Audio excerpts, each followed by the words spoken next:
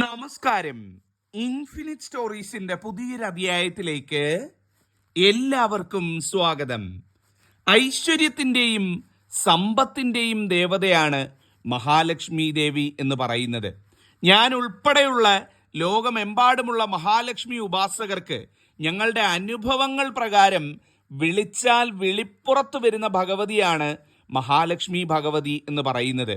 ഉള്ളിൽ തട്ടി ഏത് കാര്യം അമ്മയോട് പറഞ്ഞാലും അമ്മ അത് കേട്ട് വേണ്ടത് നടത്തിത്തരും എന്നുള്ളതാണ് ഇന്ന് വരെയുള്ള അനുഭവം എന്ന് പറയുന്നത്. ആ മഹാലക്ഷ്മി ഭഗവതിയുടെ ഏറ്റവും ശക്തിയാർന്ന ഒരു സംഖ്യ അഥവാ ഒരു നമ്പറിനെ പറ്റിയാണ് ഇന്ന് പറയാൻ പോകുന്നത്. ഞാൻ ഒരുപാട് പേർക്ക് പറഞ്ഞു കൊടുത്തതും ഒരു വ്യക്തി എന്ന നിലയിൽ ഞാൻ ചെയ്തിട്ടുള്ളതുമായ ഒരു കാര്യമാണ് നിങ്ങൾക്ക് ഇന്ന് പറഞ്ഞു തരുന്നത്. ചെയ്യേണ്ടത് ഇത്ര മാത്രം: ഞാൻ ഈ പറയാൻ പോകുന്ന നമ്പർ ഒരു വെള്ള പേപ്പറിൽ എഴുതി നിങ്ങളുടെ പേഴ്സിനുള്ളിൽ വെക്കുക. ഞാൻ ഈ പറയുന്ന രീതിയിൽ നിങ്ങളുടെ പേഴ്സിനുള്ളിലോ അല്ലെങ്കിൽ ബാഗിനുള്ളിലോ വെക്കുക. നിങ്ങളുടെ ജീവിതത്തിലേക്ക് ഐശ്വര്യവും സമ്പത്തും പണവും നിങ്ങളെ തേടിയെത്തുന്നതായിരിക്കും. മഹാലക്ഷ്മി ദേവിയുടെ അനുഗ്രഹം നമുക്കുണ്ടാകാൻ, മഹാലക്ഷ്മി ദേവിയുടെ സാന്നിധ്യം നമ്മളോടൊപ്പം എപ്പോഴും ഉണ്ടാകാൻ ഇത് സഹായിക്കുന്നതായിരിക്കും. ഇത് ചെയ്യാനായിട്ട് പ്രത്യേകം വലിയ പൂജയോ വിളക്ക് കത്തിപ്പോ കാര്യങ്ങളോ ഒന്നും വേണ്ട. മഹാലക്ഷ്മി ദേവിയിൽ വിശ്വാസമുള്ള ആർക്ക് വേണമെങ്കിലും ഇത് ചെയ്യാവുന്നതാണ്. ഞാൻ ഈ പറയുന്ന രീതിയിൽ ഇത് എഴുതി വെക്കണമെന്ന് മാത്രം. അപ്പം എങ്ങനെയാണ് ഇത് എഴുതി വെക്കേണ്ടത്, എന്താണ് ആ സംഖ്യ, എങ്ങനെ എഴുതി ഇത് വെക്കണം, ഈ കാര്യങ്ങളൊക്കെയാണ് ഇന്നത്തെ അധ്യായത്തിൽ പറയാൻ പോകുന്നത്. ആദ്യമായിട്ട് മനസ്സിലാക്കേണ്ട കാര്യം ഇത് ചെയ്യേണ്ട നേരത്തെ പറ്റിയാണ്. ഇത് ചെയ്യേണ്ട നേരം എന്ന് പറയുന്നത് ദേഹശുദ്ധി വരുത്തിയിട്ട് വന്ന് ആദ്യം ചെയ്യുക എന്നുള്ളതാണ് ഇത് ചെയ്യേണ്ട രീതി എന്നുള്ളത്. എന്താണ് ദേഹശുദ്ധി വരുത്തുക എന്ന് പറയുന്നത്? കുളിച്ച് ശുദ്ധിയായി ഏറ്റവും വൃത്തിയോടുകൂടി ശുഭ വസ്ത്രങ്ങൾ അണിഞ്ഞ്, അതായത് പുതിയ വസ്ത്രങ്ങളോ അല്ലെങ്കിൽ അലക്കി തേച്ച് വെച്ചിരിക്കുന്ന പുതിയ വസ്ത്രങ്ങളോ അണിഞ്ഞുകൊണ്ട് ഏറ്റവും ഐശ്വര്യമായിട്ട് കുളിച്ചു വന്ന് ഇത് ചെയ്യുക എന്നുള്ളതാണ് ചെയ്യേണ്ടത്. അല്ലാതെ ഒരിക്കലും ശരീരശുദ്ധി ഇല്ലാതെ ശരീരത്തിന് അശുദ്ധിയുള്ള സമയത്ത് ഇത് ചെയ്യാൻ പാടില്ല എന്നുള്ളത് മാത്രമാണ് നമ്മൾ അറിഞ്ഞിരിക്കേണ്ടത്. അപ്പം ഏറ്റവും ഐശ്വര്യമായിട്ട് കുളിച്ച് വൃത്തിയായി പകൽ സമയത്തോ അല്ലെങ്കിൽ സന്ധ്യ കഴിഞ്ഞോ ഏത് സമയത്ത് വേണമെങ്കിലും ഇത് ചെയ്യാം എന്നുള്ളതാണ്. ഇത് ഇന്ന ദിവസം ചെയ്യണം, അല്ലെങ്കിൽ തിങ്കളാഴ്ച ചെയ്യണം, ചൊവ്വാഴ്ച ചെയ്യണം, അങ്ങനെയൊന്നും യാതൊരു നിർബന്ധവും ഇല്ല. ഇത് ചെയ്യാനായിട്ട് ആവശ്യം എന്ന് പറയുന്നത് കീറാത്ത നല്ല വൃത്തിയുള്ള ഒരു കഷ്ണം, നല്ല വൃത്തിയായിട്ട് സ്ക്വയർ ഷേപ്പിലോ അല്ലെങ്കിൽ ഒരു മുഴുവൻ പേപ്പറായിട്ടോ എടുത്ത നല്ല ഒരു വെള്ള പേപ്പർ കയ്യിലുണ്ടാകണം. കീറിയത്, അരിക് കീറിപ്പോയത് അങ്ങനെയൊന്നും ഉള്ള പേപ്പർ എടുക്കരുത്. ഏറ്റവും നല്ല വൃത്തിയായിട്ട് കട്ട് ചെയ്ത് വെച്ചിരിക്കുന്ന ഒരു പേപ്പർ എടുക്കാവുന്നതാണ്, അല്ലെങ്കിൽ ഒരു പേപ്പർ പൂർണ്ണമായിട്ട് എടുക്കാവുന്നതാണ്. പുസ്തകത്തിൽ നിന്നും മറ്റും കീറിയെടുത്ത പേപ്പർ ആയാലും കുഴപ്പമില്ല, പക്ഷെ ഒരുപാട് കീറലുകളോ അങ്ങനെ കീറിയിരിക്കാനോ ഒന്നും പാടുള്ളതല്ല. അപ്പം നല്ല വൃത്തിയായിട്ട് ഒരു A4 സൈസ് പേപ്പറാണ് ഒന്നാമതായിട്ട് ഇതിനാവശ്യം. ഇത് എഴുതാനായിട്ട് പച്ച നിറത്തിലുള്ള മഷിപ്പേനയോ അല്ലെങ്കിൽ നീല നിറത്തിലുള്ള മഷിപ്പേനയോ ഉപയോഗിക്കാം. അതായത് ഒന്നുകിൽ പച്ച കളർ പേന, പച്ച കളർ മഷിയിൽ എഴുതുന്ന പേനയുണ്ടല്ലോ, അത്തരത്തിലുള്ള പച്ച കളർ പേന കൊണ്ട് എഴുതാൻ ഏറ്റവും നല്ലതാണ്. അതല്ലെങ്കിൽ അത് കിട്ടുന്നില്ല എന്നുണ്ടെങ്കിൽ മാത്രം നീല കളർ ഒരു പേന എടുക്കാവുന്നതാണ്. ഈ രണ്ട് നിറങ്ങൾ മാത്രമേ ഉപയോഗിക്കാൻ പാടുള്ളൂ. ഒരു കാരണവശാലും കറുപ്പോ അതല്ല ചുമപ്പോ ഉപയോഗിക്കാൻ പാടുള്ളതല്ല. ആ ഒരു കാര്യവും കൂടെ മനസ്സിലാക്കുക. അപ്പം നല്ലൊരു പേപ്പറും നല്ലതായിട്ടൊരു പേനയും, നീല അല്ലെങ്കിൽ പച്ച നിറത്തിലുള്ള ഒരു പേനയും എടുക്കുക എന്നുള്ളതാണ്. എടുത്ത് ഒരിടത്ത് സമാധാനമായിട്ടിരിക്കുക.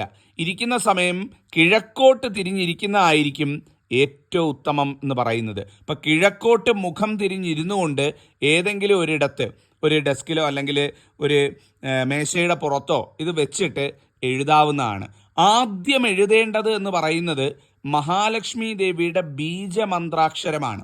മഹാലക്ഷ്മി ദേവിയുടെ ഓരോ ദേവീ ദേവന്മാർക്കും ബീജമന്ത്രാക്ഷരം എന്നൊന്നുണ്ട്. അപ്പോൾ ആ ബീജമന്ത്രാക്ഷരം ആദ്യം എഴുതുക. മഹാലക്ഷ്മി ദേവിയുടെ ബീജമന്ത്രാക്ഷരം എന്ന് പറയുന്നത് ശ്രീം എന്നാണ്. എങ്ങനെയാണ്? ശ്രീം. ശ്രീം എന്ന് ആ പേപ്പറിൻ്റെ മുകൾ ഭാഗത്തായിട്ട് എഴുതുക. ഏറ്റവും ഐശ്വര്യമായിട്ട് ശ്രീം എന്ന് എഴുതുക. എഴുതിയതിന് ശേഷം അതിൻ്റെ താഴെയായിട്ട്, ആ ശ്രീമെന്ന് എഴുതിയതിൻ്റെ കുറച്ച് താഴോട്ടായിട്ട് ഞാൻ ഈ പറയുന്ന പോലെ 3, 6, 9 369 എന്ന് പറയുന്ന ആ ഒരു നമ്പരാണ് നിങ്ങൾ എഴുതേണ്ടത്. ഈ നമ്പർ പലപ്പോഴും മഹാലക്ഷ്മി ദേവിയായിട്ട് പുരാണങ്ങളിലും ഒക്കെ പരാമർശിക്കപ്പെട്ടിട്ടുള്ള ഒരു നമ്പറാണ്. ഇതിനൊരു ഏഞ്ചൽ നമ്പറായിട്ടൊക്കെ കണക്കാക്കുന്നുണ്ട്. വളരെയധികം എനർജിയുള്ള ഒരു നമ്പറായിട്ടാണ് ഈ 369 കണക്കാക്കുന്നത്. ഇതിന് ധനത്തെ നമ്മളിലേക്ക് ആകർഷിച്ചു കൊണ്ടുവരാൻ, ഭാഗ്യത്തെ നമ്മളിലേക്ക് ആകർഷിച്ചു കൊണ്ടുവരാൻ കഴിയുന്ന ഒരു നമ്പരായിട്ടാണ് കണക്കാക്കപ്പെടുന്നത്. അപ്പോൾ ആ ശ്രീം എന്ന ബീജാക്ഷരത്തിൻ്റെ താഴെയായിട്ട് 369 എന്ന് എഴുതുക. എഴുതിയതിന് ശേഷം ആ പേപ്പർ നല്ലോണം മടക്കുക എന്ന് പറയുമ്പോൾ 2 മടക്കിയോ 4 മടക്കിയോ എങ്ങനെയാണോ നിങ്ങൾക്ക് സൗകര്യമായിട്ട് പേഴ്സിൽ വെക്കാൻ പറ്റുന്നത് ആ രീതിയിൽ മടക്കിയിട്ട് നിങ്ങളുടെ പേഴ്സിനകത്ത് ഏറ്റവും ഭദ്രമായിട്ട് വെക്കുക. ഇപ്പം ആണുങ്ങളൊക്കെ ആണെന്നുണ്ടെങ്കിൽ നിങ്ങൾ ഉപയോഗിക്കുന്ന വാലറ്റിനുള്ളിൽ ഏറ്റവും മനോഹരമായിട്ട് എപ്പോഴും താഴെയൊന്നും വീണ് പോകാത്ത രീതിയിൽ അകത്തേക്ക് നല്ലോണം കയറ്റി വെക്കുക. സ്ത്രീകളാണ് എന്നുണ്ടെങ്കിൽ നിങ്ങൾ ഉപയോഗിക്കുന്ന പേഴ്സിനുള്ളിൽ പെട്ടെന്ന് കൈതട്ടി താഴെ വീഴാത്തതോ അല്ലെ എടുക്കുമ്പം പോകാത്തതോ ആയിട്ട് ഒരു ഭാഗത്തായിട്ട് ഏറ്റവും ഭദ്രമായിട്ട് മടക്കി വെക്കുക എന്നുള്ളതാണ്. വെച്ചതിന് ശേഷം നിങ്ങളുടെ എല്ലാവരുടെയും വീട്ടിൽ തുളസി കാണുമെന്ന് വിചാരിക്കുന്നു, തുളസി ചെടി. അതിൽ നിന്ന് ഒരു ഇല ഇറുക്കുക. അപ്പം രാത്രിയിൽ പോയി ഇറുത്ത് കളയരുത്. പകൽ സമയത്ത് എപ്പോഴെങ്കിലും ഒരു തുളസി ഇല ഇറുത്തുകൊണ്ട് വന്ന് ആ തുളസി ഇലയും പേഴ്സിൽ വെക്കുക. ആഴ്ചയിൽ ഒരിക്കലെങ്കിലും, ഒരാഴ്ചയിൽ ഒരു പ്രാവശ്യമെങ്കിലും ആ തുളസി ഇല മാറ്റി കൊടുക്കുക. ഈ പേപ്പർ മാറ്റണ്ട, തുളസി ഇല മാറ്റി കൊടുക്കുക. അതായത് ഒരു തുളസി ഇല വെച്ച് കഴിയുമ്പം ഒരാഴ്ചയൊക്കെ ആകുമ്പോൾ അത് പൂർണ്ണമായിട്ടും കരിഞ്ഞു മാറിയിട്ടുണ്ടാകും. അപ്പോൾ ആ കരിഞ്ഞു പോയ തുളസി ഇല എടുത്ത് എവിടെയെങ്കിലും ചവിട്ടാത്ത ഒരിടത്ത് കളഞ്ഞിട്ട് നിങ്ങളുടെ വീട്ടിൽ നിൽക്കുന്ന തുളസിയിൽ നിന്ന് ഒരു തുളസി ഇല ഇറുത്ത് ആ പേഴ്സിനുള്ളിൽ എപ്പോഴും വെച്ചു കൊടുക്കുക. നിങ്ങളിലേക്ക് ധനം ആകർഷിക്കപ്പെടും എന്നാണ് പറയുന്നത്. സാമ്പത്തിക ബുദ്ധിമുട്ടുകൾ, കടങ്ങൾ, ബാധ്യതകൾ, പണയം അല്ലെങ്കിൽ ഒരുപാട് ജപ്തിയുടെ വക്കിലൊക്കെ എത്തി നിൽക്കുന്നവർ, ഇങ്ങനെയൊക്കെയുള്ളവർ തീർച്ചയായിട്ടും ഇത് ചെയ്തു നോക്കുക. നിങ്ങൾ പോലും അറിയാതെ നിങ്ങളുടെ കടങ്ങളും ദുരിതങ്ങളും മാറാനുള്ള വഴി തെളിയും. കുറേശ്ശെ അനുഭവിച്ചുകൊണ്ടിരിക്കുന്ന കഷ്ടപ്പാടുകളൊക്കെ തീരും. ധനം നിങ്ങളിലേക്ക് ആകർഷിക്കപ്പെടുന്നതായിരിക്കും. ഇപ്പം സാമ്പത്തിക ഉയർച്ച അച്ചിട്ടായിട്ടുള്ള കാര്യമായിരിക്കും ഈ ഒരു കാര്യം ചെയ്തു കഴിഞ്ഞാൽ സംഭവിക്കുന്നത്. ഇത്രയും ചെയ്തതിന് ശേഷം എഴുന്നേൽക്കുന്നതിന് മുമ്പായിട്ട്, എല്ലാം പേഴ്സിലെല്ലാം വെച്ച് എല്ലാം കഴിഞ്ഞ് എഴുന്നേൽക്കുന്നതിന് മുമ്പായിട്ട് ഓം സർവബാധ വിനിർമുക്തോ ധൻധാന്യ സുധാൻവിത മനുഷ്യോ മത് പ്രസാദേൻ ഭവിഷ്യതി ന സംശയ, ഈ ഒരു മന്ത്രം ഒന്ന് ചൊല്ലുക. ഇത് ചൊല്ലുന്നത് എന്തിനാന്ന് വെച്ചാൽ നമ്മളെ ബാധിച്ചിരിക്കുന്ന സകല മൂദേവിയും നമ്മളുടെ ജീവിതത്തിൽ നിന്ന് ഒഴിഞ്ഞുപോയി. നമ്മളുടെ ജീവിതത്തിലേക്ക് ഐശ്വര്യവും സമൃദ്ധിയും സമ്പത്തും ആകർഷിക്കപ്പെടാൻ, അതിൻ്റെ തുടക്കം കുറിക്കാൻ വേണ്ടിയാണ് ഈ മന്ത്രം ചൊല്ലേണ്ടത്. അപ്പോൾ ഇതെല്ലാവരും ഒന്ന് എഴുതി വെച്ചുകൊള്ളൂ, അല്ലെങ്കിൽ ഒന്ന് സ്ക്രീൻഷോട്ട് എടുത്ത് വെച്ചുകൊള്ളൂ. ഓം സർവബാധ വിനിർമുക്തോ ധൻധാന്യ സുധാൻവിത മനുഷ്യോ മത് പ്രസാദേൻ ഭവിഷ്യതി ന സംശയ, ഈ ഒരു മന്ത്രം എഴുതി വെച്ചുകൊള്ളൂ.